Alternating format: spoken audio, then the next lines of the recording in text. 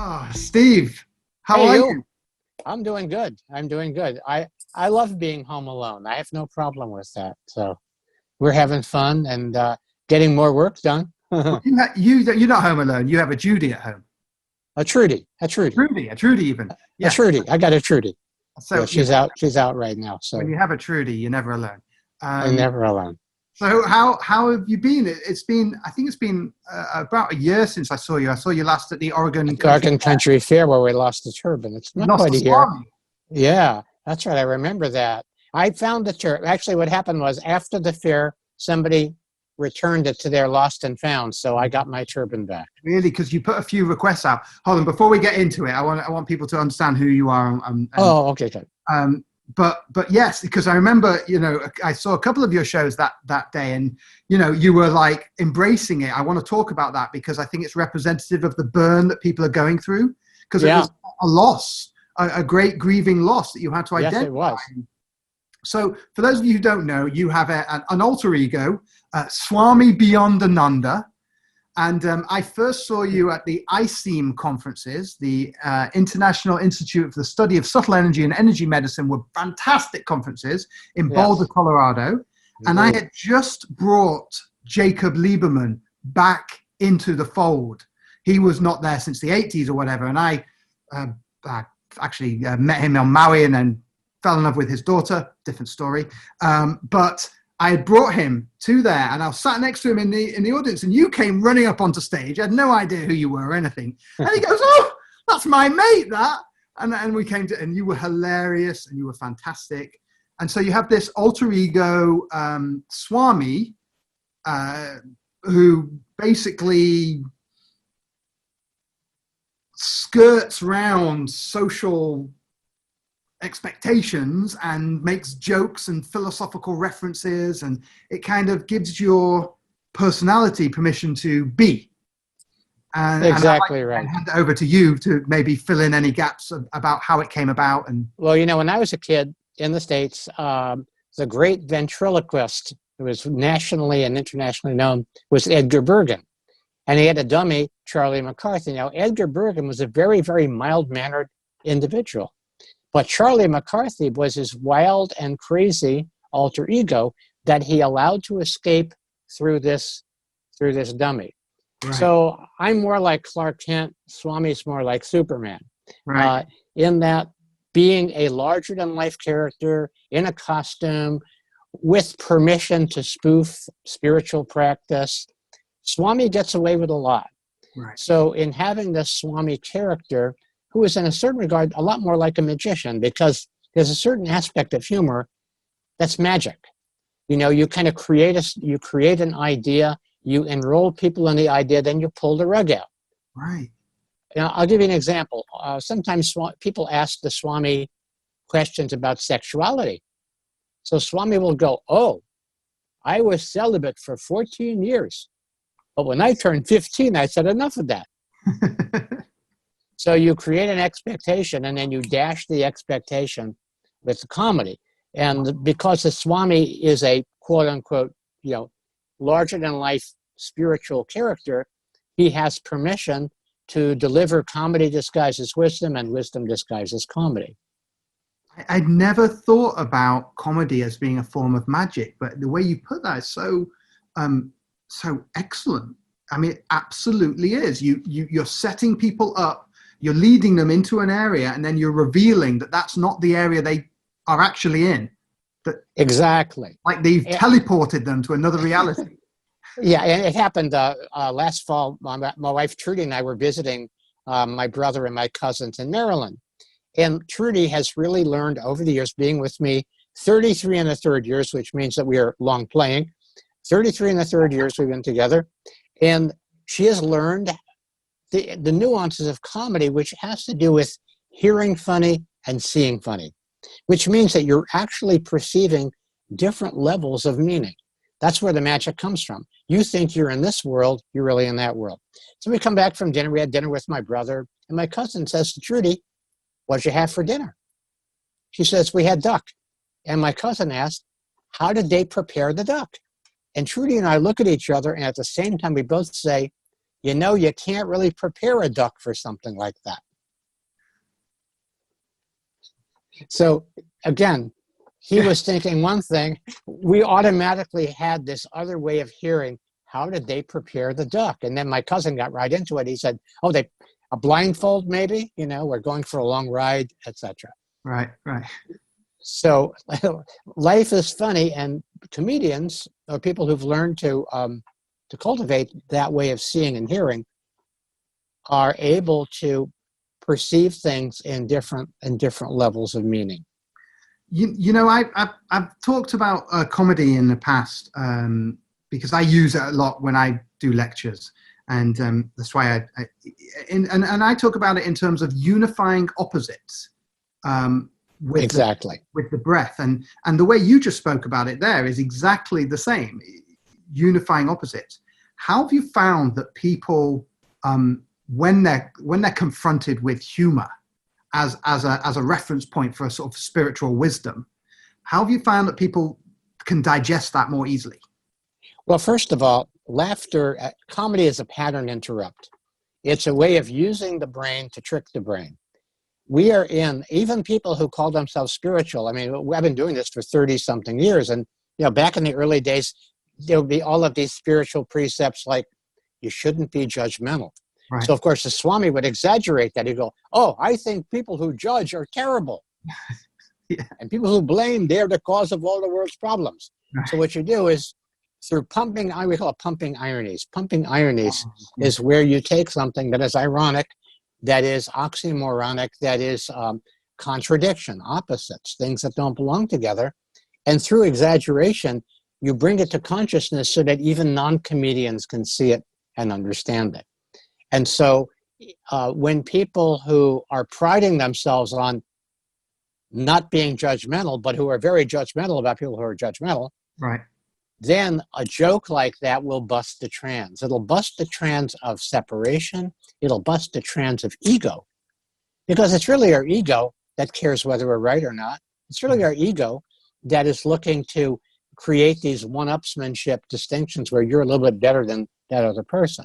Right. And so when we're able to use what we call self-facing laughter, where we lovingly laugh in our own face, we're laughing in the face of our ego. We are our observer self, our higher self, observer self, look at that silly goose down there who thinks he is important, or by contrast, thinks he is not important. Right. Both of those are distortions. And comedy is healing because it restores wholeness. It brings in the whole picture. It reveals the piece that's unrevealed. Think about it this way. In a joke, the punchline is always present because you're going there. It's just that the joke teller knows it, the listener doesn't until the moment of what we call ejoculation, where the person laughs and there's a aha in the wake of a ha-ha. You know, I mean, something you were saying there about, you know, spiritual teachers are themselves comics. I mean, I remember first listening to Osho. Oh, hilarious. Absolutely. Oh, yeah. Yes. And he was really a comedian. Funny as well now. A little bit more Zen, but who is that? Muji. Oh yeah, Muji. Yeah. But he's very Zen. I like Muji. I was going to do a show with Osho. Oh yeah. But Osho didn't show. Osho was a no-show.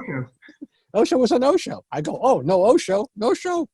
Anyway. I love Osho. I love the name Osho. I love that name. But yes, you're right. If you look at Maharishi, the giggling guru, I did a show for Swami Beyondananda at Yogaville in Virginia.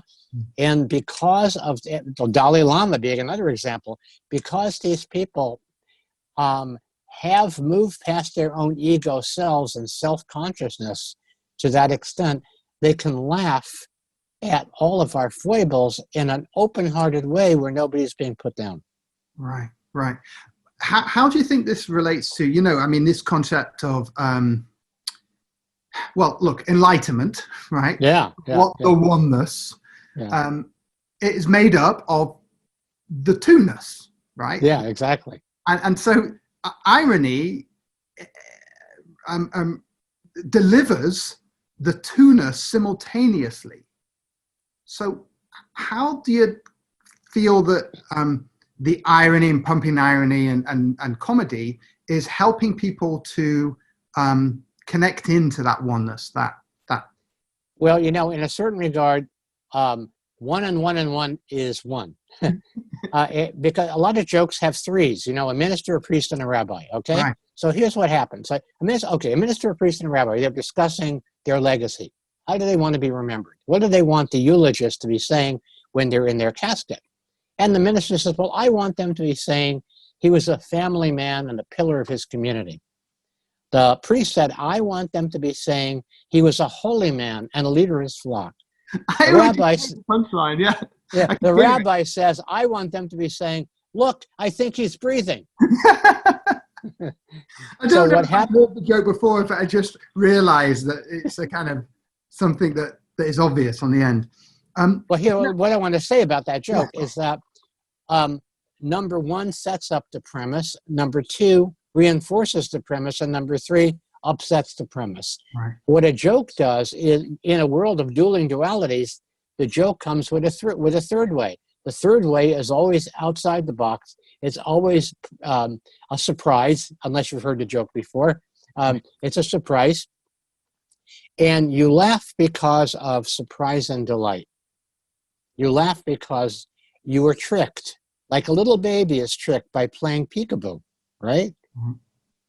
Now you see it, now you don't. There's a punchline hidden in the picture, and like the magician pulling the rabbit out of the hat at the very end, the punchline reveals the joke, and then the joke doesn't exist anymore. The universe that you've created to bring people to the point where they get that punchline, that road that you made, doesn't exist. It totally disappears in the laughter. So a universe dissolves when a joke detonates, so to speak.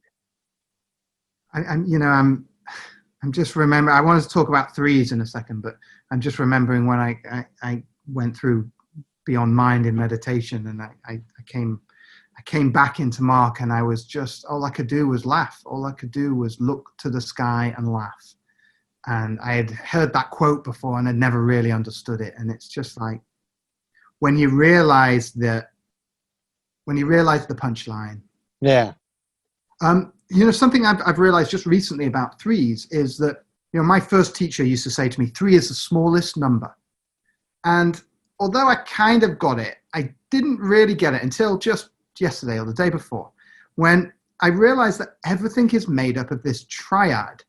There is the you, the not you, and then there's you with the not you. Mm-hmm. Mm-hmm.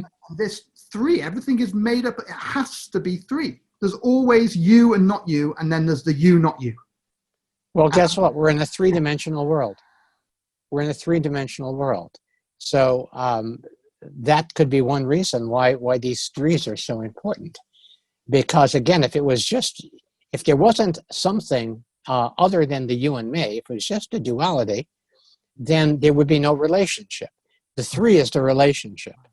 And if I'm in front of an audience doing a show, I look at it as a triad triangle. So there's me here, there's the audience there, but there's also that connection, which in a certain way is Great Spirit, because it's invisible, and it's an invisible connection that we're having. And often, when a show is going really, really well, magic happens because, in a certain way, the audience is able to perceive where this wants to go.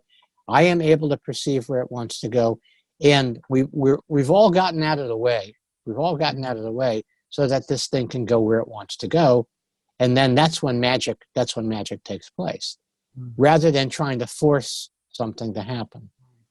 When you get out of the way, yeah, magic can happen. How have you found this? Tell me, what you're doing these days, because normally you're on tour and you're going around. How have you found the COVID times? A funny thing happened on the way to a funny thing happening. And the funny thing was that we've had 2 shows this year. We did an event in LA with Lee Carroll, who channels Cryon. That was a really fun event. We did a show at the Nevada Theater in Nevada City. And then I'm noticing that I don't have anything else booked for the year. Nothing. That's very unusual. We've been doing this for 33 years. Nothing booked. And all of a sudden, this COVID thing starts happening. And I realized that my tremendous good fortune, that the universe arranged for nothing to be happening, right, so that I could be home. So right now I'm working. I have an online class, a self-paced class called Wake Up Laughing and Leave Laughter in Your Wake. right. Learn the superpower of levity to overcome gravity in serious times. And so that's an 8-week self-paced class. So I'm having a lot of fun with that. I'm doing a video for it, or several videos, and sending out assignments. Right. And I'm also live. Is there any live elements, or is it all pre-recorded? I'm going to do a couple of things in the course of this. I've not scheduled them yet. I'm going to do a couple of things on Facebook Live with them. Right. But what I wanted to do is to create an evergreen course that people can go through at their own pace. And if they take the course, then there's a private Facebook page that they could use for posting and questions and answers and reading things and that sort of stuff. I'm also working on a couple of political projects because, my background is political science. Right. Although I never got quite so far as to dissect a politician, and never quite got that far, but I definitely took poli-sci. And, my book with Bruce Lipton, Spontaneous Evolution, in fact, Bruce and I were working on that when we saw you at ICEM in 2008. And so I'm taking off from that and looking at how we do create or empower this unifying force, paradoxically, at the times of greatest division that we've had. Mm-hmm. And I mean, the comedy is a tool because comedy helps us, as you said earlier, integrate opposites. But the work that I'm doing right now is through a radio show I'm hosting called Wiki Politic, where we look to bring left and right, front and center, to face the music and dance together. And we want to look at how essentially the body politic has been conveniently divided into 2 competing tribes so that people don't really have a conversation to realize what we have in common. Mm-hmm. And so consequently, we haven't been able to hold our governance accountable. Right. So that's the quote unquote serious piece that I've been working on, but mainly, and I'm also doing, I've done a couple of remote Zoom Swami performances, and I'm actually going to be doing one on May 2nd. It's on a different platform that somebody else has set up for me, and people will be able to watch it and submit questions prior, because the Swami will answer your questions, you can question his answers. Right. And it really is a challenge to do comedy without an audience. I've watched Colbert, I've watched some of the other late night people, and it's kind of difficult to watch, isn't it? Absolutely terrible. I mean, I was watching The Daily Show with Trevor. Yeah. I can't watch him. No, it's too serious, man. It's like it's dead, and because they've evolved with an audience, they don't know how to be funny without, like, they're queuing off the audience, and so when there's no audience, they're kind of like half. Okay, so that's great. I'm glad you're doing something serious, because bringing laughter to the serious, I think, is vital work. It's Swami work, Exactly, and I think that's where the humor can help really dislodge rigidity. The life-changing experience that I've had in my life, like a funny thing happened. When I was in my 30s, I thought I was a college professor. I was teaching at Wayne State University in Detroit, but I got laid off because they had to place their tenured people, and the only job I could get, because I had lived on a farm and knew how to operate heavy equipment, was for the city of Ann Arbor, Michigan, doing tree work, right? Parks and forestry. And while I was there, a new guy shows up who turns out is a brilliant psychologist disguised as a black truck driver. And Larry Kelsaw, my good buddy, who I met doing tree work, he had learned neurolinguistic programming back before anybody knew what this was, back in the 1970s. And he shows up at this workplace because he also had a life condition where he needed to get a job immediately. That was the job.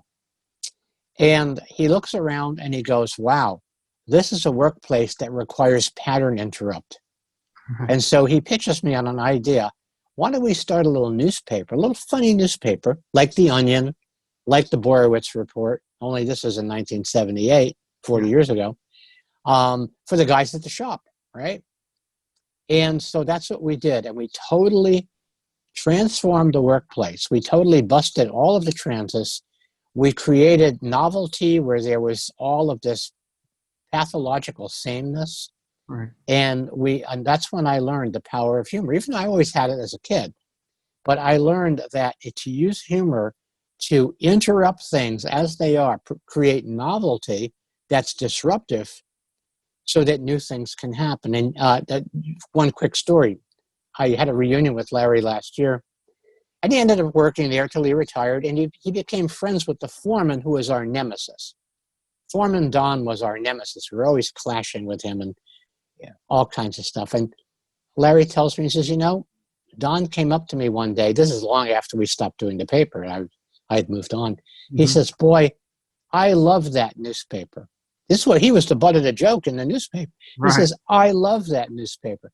I wish you guys were still doing that paper. So it had the power to, first we turned ordinary people into celebrities because they were all the stars of our paper. It was about them. So imagine an ordinary workplace that's turned into an ongoing interactive situation comedy. Right. So, and seeing the power of that, that's why I'm doing what I've been doing for the last 30 years. I love that. Let's talk a little bit about what happened at OCF. The Oregon Country Fair. Because, a lot of people, one of the themes that comes up in these talks is obviously the loss that people are going through now with regards to losing their habits and all the things that they're used to doing to avoid dealing with themselves or whatever. You had a whole loss scenario. Well, what we're saying is that Swami fell off the wagon and flipped his lid.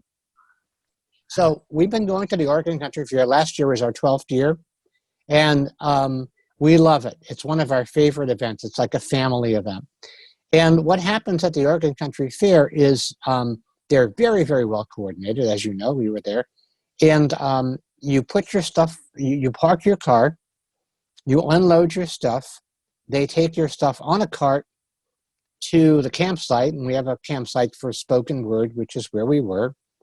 And you park your car way out there, and and you get your stuff with you. So it was during Mercury retrograde, okay? So already there were things that were very disrupted. They were running very late. We've never had to wait 2 hours for a cart, which we did. The cart driver was very stressed out. And normally they have bungee cords that hold everything on the cart. But all he had were ropes, and he assured us that everything would stay safe. We get to the campsite, and Trudy is missing a bag that fell off, and my turban, my red little turban carrying case is nowhere to be found. Mm-hmm. So we went back to the site, and fortunately we were able to find Trudy's bag, no turban. And this turban, this is your outfit. You were set to go on and perform and a show. I think you had 5 shows, did you? I had 3 shows. I'm set to go with a turban, and that's my thing. The Swami has a turban. You don't go on stage as Steve, right? Exactly. And so I did tantrum yoga, which is use your anger to heat your home in the living room in the wintertime. I did that. And people wanted to be very helpful. They were very helpful. And turban doesn't show up. That was on a Thursday night. Mm-hmm. The event starts Friday. I have a performance on Friday night, on Mm-hmm. Friday afternoon. Yeah. There's no turban. Mm-hmm. Okay. And I'm thinking, God, why hast thou forsaken me? It really felt like a tremendously awful thing to happen, Right. Because you pissed me off. I don't know what the deal was, but I was very unhappy. Everything's And relative. and somebody says, this is the golden 50th anniversary of the Oregon Country Fair. I have some gold lame. I can make you a wraparound turban with this gold lame. I went, okay, well, it's worth a try. Uh-huh. And we tried that. And my joke was, you should have seen it, or better that you didn't, because I I look like a gold condom. It was just horrible. I did the show, and I'm very depressed. I'm very upset. No, but you came on the show because I was there. I was there for the show. You came on and you explained that there was half of you wanted to say, no, I'm not going on. I can't do it. Yeah. And the other half, I want to know about the pain. I want to know your pain. Oh, it was I want to understand how you processed it. Well, what happened was, I was really, whoever, I got really upset at the driver, and, and then whatever idiot found this and didn't return it, I was just upset. And then I did my show on Friday. I think you saw the Saturday show. On Friday, I wore the gold lame, did the Swami, but didn't have the magic. I was not really happy. And Trudy and I, it's like evening, and we're sitting somewhere, and I'm hearing music. And all of a sudden, I got this thought. Maybe this is a hint from the universe that it's time to be done with this. It's time to come out from behind the turban, come out from underneath the turban, right. Be myself. The character, you can hide behind this character. It's perfect, Right. But again, the character is one-dimensional. Swami doesn't really have a history. Right. He's a one-dimensional character. If I want to talk about real feelings that a real person has, I have to be myself. Right. And so it was a challenge that this was taken away from me, because obviously I need to learn how to walk without crutches. So on that Saturday that you saw me, I did a whole presentation about loss. I did a presentation about how it felt, which was terrible. Yeah. I took it poisonally.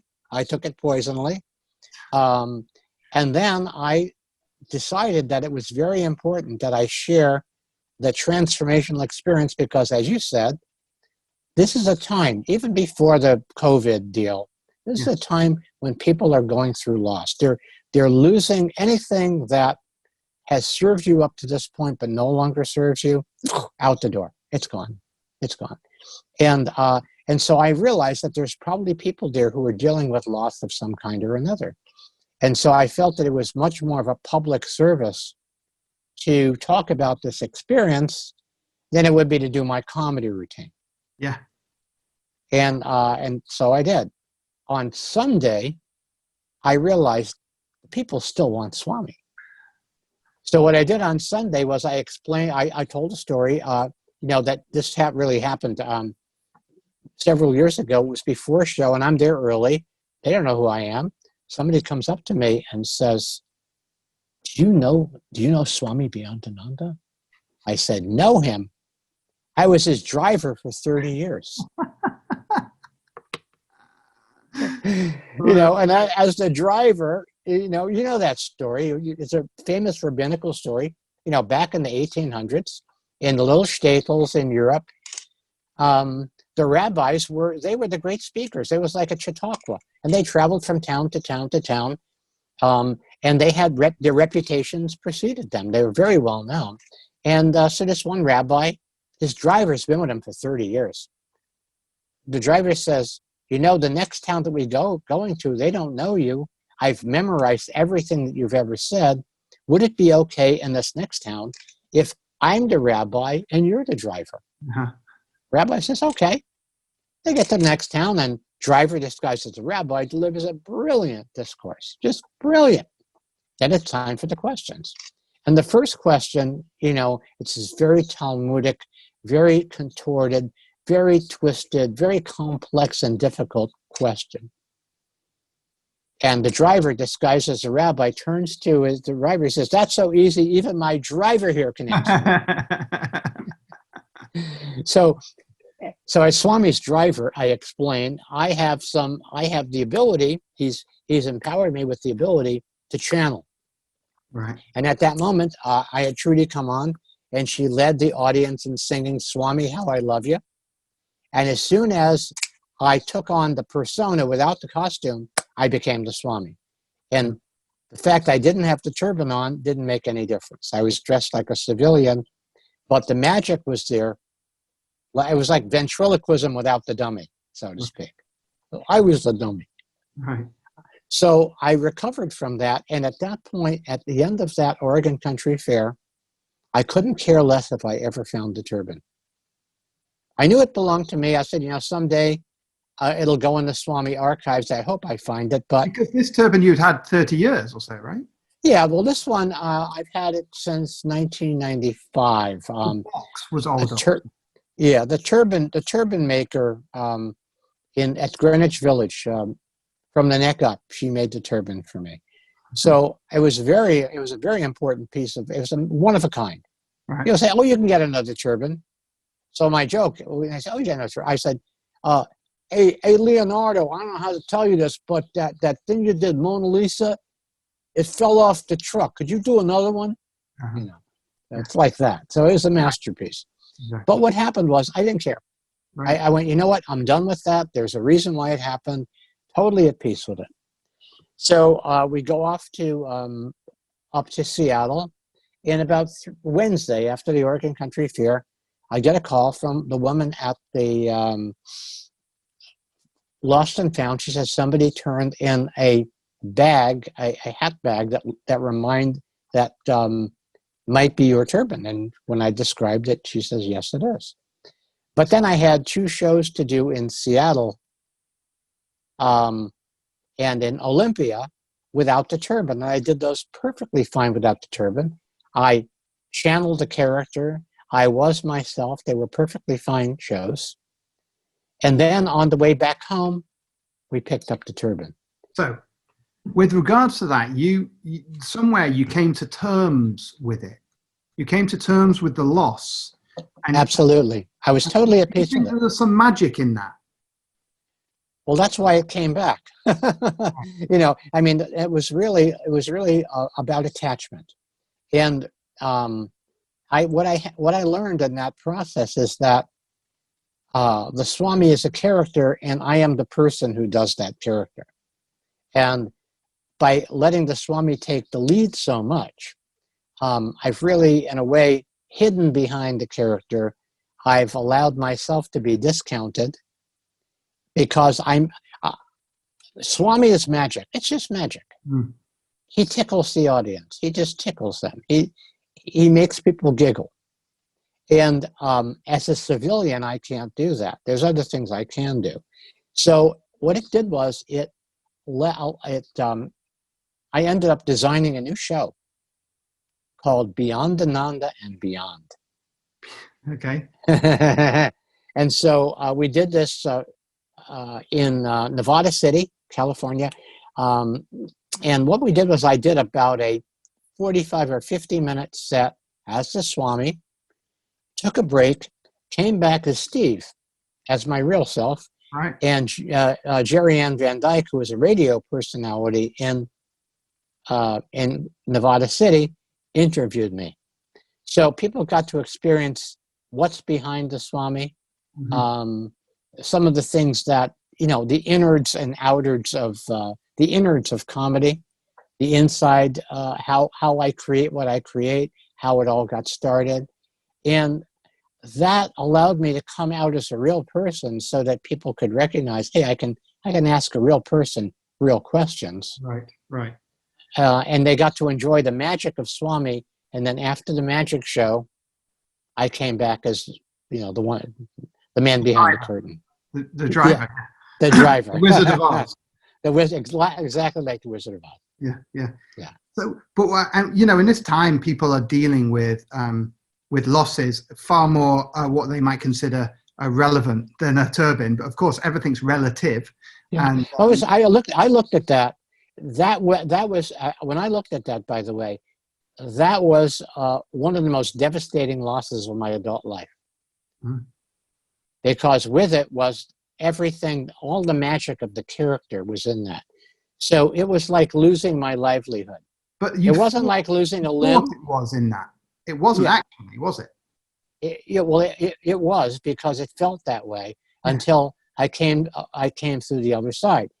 People deal with much bigger losses than that. They lose limbs, they lose loved ones. This wasn't like that, but because of how much I identified with this, and this was so identified with me, I was inconsolable. Yeah. I think the interesting point that you've made here is that it seemed as though the magic was in that thing that you had lost, when actually, in truth, the magic was in you the whole time. That was it. That's another Wizard of Oz, kind of conclusion. Total Wizard of Oz, isn't it? I know. Courage and the lion, yeah? Exactly. And so that was the lesson that I had to learn. I had to turn myself inside out to know what I now know and recognize myself as I'm the magician.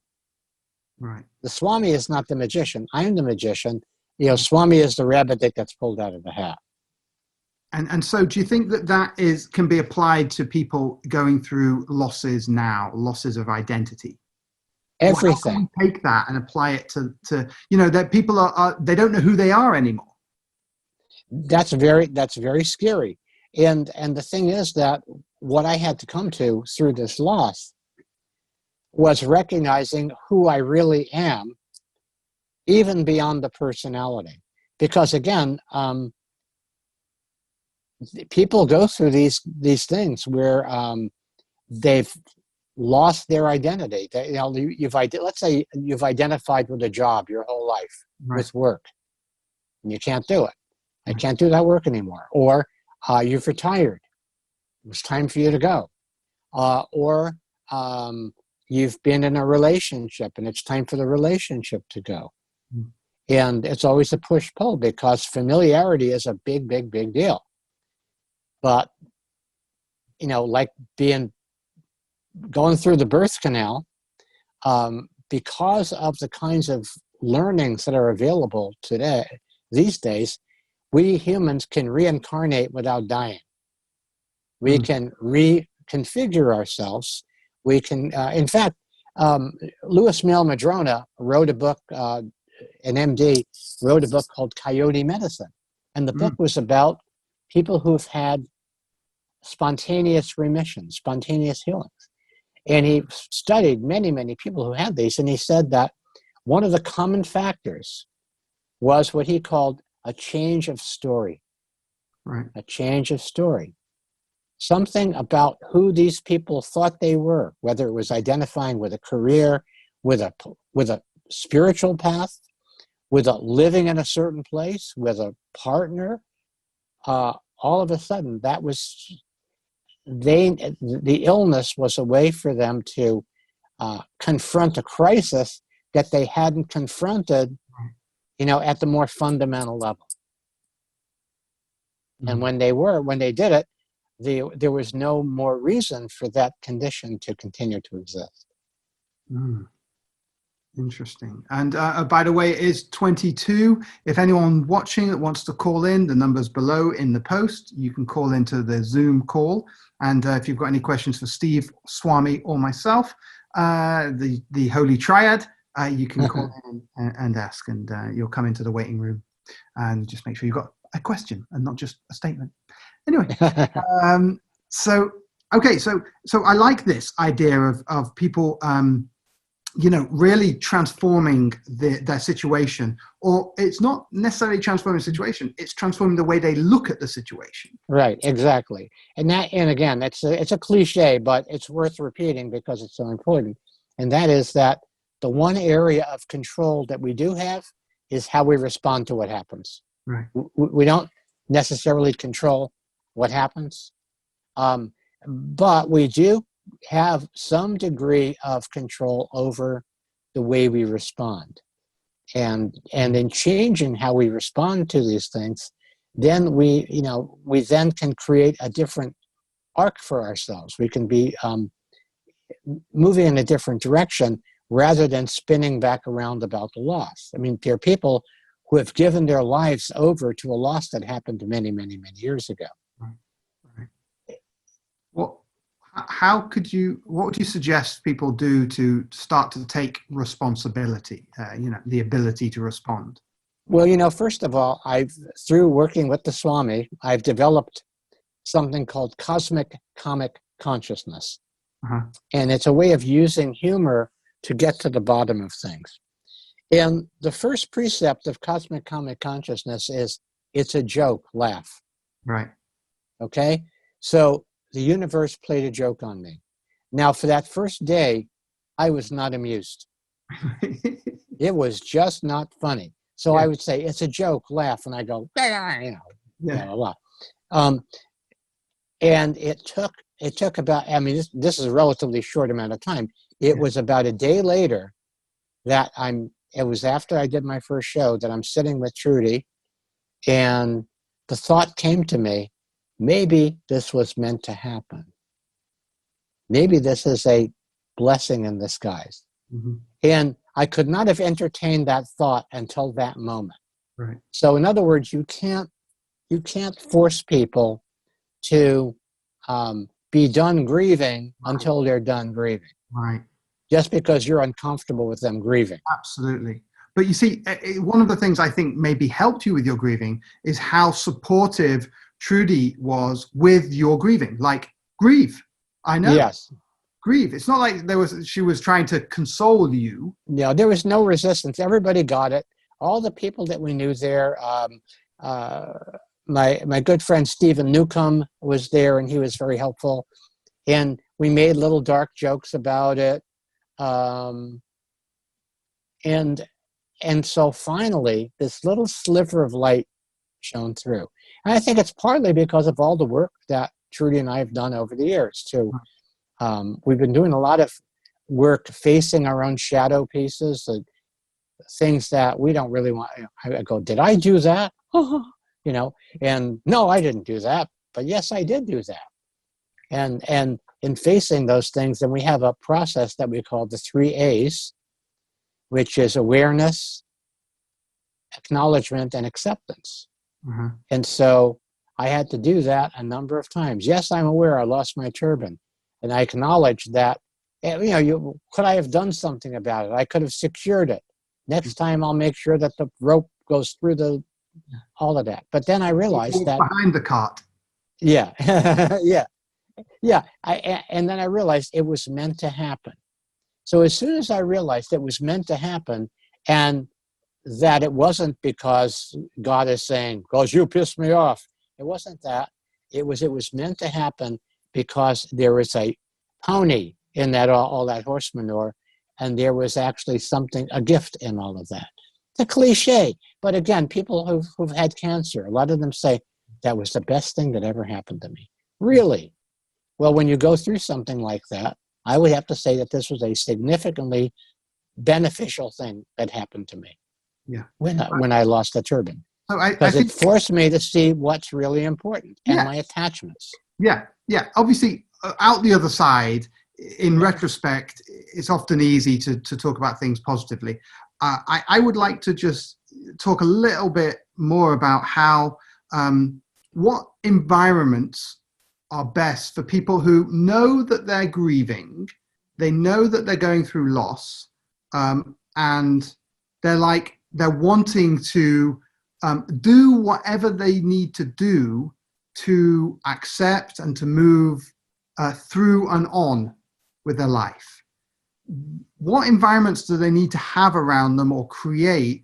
Because I can't help imagining people stuffing chips in their face and sitting watching TV and just eating chocolate and just kind of like avoiding. So what's a good environment to what can they do to start to put things in their environment that will support their grieving process and the evolution? Well, I think, first of all, the tools that we have, the greatest tool that we have is breathing. Breathing is the greatest tool that we have. Right. And so the very simple count of 4 in, count of 4 out. Count 4 in, count 4 out. Count 4 in, count 4 out. And what happens is you, in doing this breathing in for a count of 4 and out for a count of 4, this balanced breath, it puts you back in flow with the rhythms of the universe. Right. You know, and then also letting yourself feel whatever you're feeling, and then comfort yourself for feeling that. It's understandable why you would feel this way. I'm trying to remember the name of the book. I interviewed this guy, Robert Schrock, Schrock, Schrock, Robert Schrock. He is a psychiatrist in LA, and he wrote a book on how to comfort yourself. He called it the book is not called The Friendly Mind. I can't remember the name of the book, but what happened was he was a psychiatrist, and when he was in his 40s, he had a congenital kidney disease where he had to have a kidney transplant. And the medication that was required for the transplant was so strong that he couldn't recognize himself. He lost his identity. He lost who he thought he was. And he went through this horrific period where he was unknown to himself. And the way that he got through it was by cultivating this friendly mind, this being inside of himself that said, I understand how you feel. It's perfectly okay for you to feel this way. Right. So the worst thing we can do is to suppress or beat ourselves up for feeling a certain way. That's called suffering. I think the difference between pain and suffering is pain is what happens when there's a loss. Suffering is when you dwell on it and you pick at it and you go, if only I had, if only I had, if only I had. Some brilliant psychologist once said, give up all hope for a better past. Right. You know? And I've used that. I think that's a brilliant piece of advice, because there is nothing that can happen back there. Right. It's done. Right. Yeah, I love that. I love that. And so there's a compassion that people can hold for their own experience.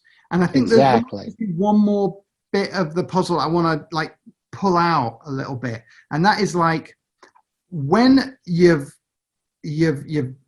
breathing, you're letting yourself feel it, and you're going, okay, I'm allowing myself to feel it, and I feel compassionate about myself feeling it. There's a natural instinct, obviously, to want to reduce the feeling. How much should we bathe within the feeling of it, like sunbathe in the pain, versus go and hide in the shade until the sun passes? Well, I believe in moderation, although not to extremes. I'm extremely moderate. I think that in the middle of that, so in other words, there's a point where when you become conscious that you're trying to manipulate your feelings, then that's the stopping point. You go, okay, where was I? But there's a long gap up until there. Yeah, right? And so when you, I call it being above the line and being below the line. And I notice when I'm above the line and when I'm below the line. When I'm, when you get pulled below the line, that is when you tend to dwell on these things and keep replaying the same movie. You're in the same ungroovy groove. So you don't want to necessarily put yourself in that constant reliving of it unless there is an emotional release that's associated with that. Back in the when was it, the 70s or 80s, where there were all of these bioenergetic emotive therapies where you banged a racket a tennis racket on a bed and not another human being. And you expressed your anger and you raged and you did tantrum yoga and all of this other stuff. Primal scream, whatever this was. Right. There came a point where that activity became self-reinforcing. And instead of liberating yourself from it, which is the idea, instead of that, you are continually reinforcing it. It's like picking at the wound.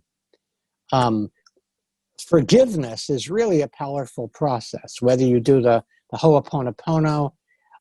My friend Leonard Laskow wrote a brilliant book called Love is Forgiving. And he says that when you actually fully forgive, and that has nothing to do with another person. It means releasing yourself from the prison of being stuck in this thing that happened that you can't escape. Right. When you release yourself from the prison, an interesting thing happens. There's a biochemical change. And the memory of that incident moves from the amygdala, which is where we have all of our emotional charge, to the hippocampus, where it's simply something that is remembered. Yeah. You know, it's a totally different thing. So there's various ways of doing that. But always be kind to yourself. That's a fundamental. That's the fundamental right there. I love that. That's exactly what I wanted. That's what I was going for. Like, that's perfect. Yeah. Thank you. Wow. Well, thanks for coming on. What a brilliant chat we've had. How can people find you now? Are you doing online? Do you see clients with your work? I actually am consulting with people. I do. I help people humorize their message. I'm working with a couple of people as a consultant. I just co-authored a book that'll be out later this year. To Know Water is to Love Water with an expert, Jim Loria. And the way that he describes the collaboration is a chemical engineer, which is him, and a comical engineer, which is me, walk into a bar and order water for everyone. Right. You know, so he has been really very supportive in helping other people find out about what I do and how I can help them use humor in their message, and also to create a gap between their upset. This is what cosmic comic consciousness is. It's find the joke hidden in the picture. Find the joke hidden in the picture. And once you've found the joke hidden in the picture, you're also found the wisdom hidden in the joke. Right. So if they go to wakeuplaughing.com, info@wakeuplaughing.com, they can send me a note if they're interested in having me come and do a show live when that's going to happen, and remote, or if they want a consultation. I help people with their works of art and humor projects. Nice. Comification. You know, and humorization. Just your story of working with a chemical engineer reminds me of when I did chemistry A-level, which is before university, and our syllabus had somehow got John Cleese to film all of the videos for the syllabus, for the chemistry A-level syllabus, the most boring topic, chemistry, which I actually found interesting. So I was reconverting. I was finding the joke in the story. But they had John Cleese on every video. Video every week. It was brilliant to just, him just talking about the chemical processes. Right, here we go. And it was just... That was his career. By the way, that was his career after the Python type stuff. That was his career. He did that. He did a lot of those instructional videos. Right. And I've seen them. And what a genius. Right. And what an ingenious way to hold people's attention. Right. And so thank you for all your comical and comical courage. Comical courage and presence. And it's, I'm glad that you and Trudy are safe and well. And thanks so much for coming on. Thank you so much. And as a Swami would say, namaste and namasko. Namaste, namasko. Wonderful. Thanks so much. Thanks, Mark. I'm just going to close out here. Wow. Thank you to my guests. Dave Stringer and Swami Beyondananda, Steve Bhaerman. This has been a Feel It Friday, and as I said, the reason why it's Feel It Friday is because it's really get stuck into the feeling of it. You've got the weekend now to melt and to mold and to surrender with authentic kindness to yourself. That's the ploy, that's the plan. Next week, where are my notes? Oh my word. Next week, we've got a great week lined up. Some key people. Ooh, we've got Matthew Human, Dr. Thornton Streeter. We've got a whole load of acupuncturists talking about energy. We've got Ananda Ray, and we've got Dylan Newcomb. Oh, it's a good week next week, and maybe Zach Baraka. I still haven't confirmed with him. So again, as my dad says, Mark Abadi. This is my book, Book Evolve. You can find it at bookevolve.com. You can find me, markabadi.com. Please share the video in the share button down here. Host the watch parties if you can. They're much more better for us and for our ratings. Share, like, come back again. We'll see you after the weekend. Thanks again, Steve. Thank you. And thank you, everyone. Much love. Be kind.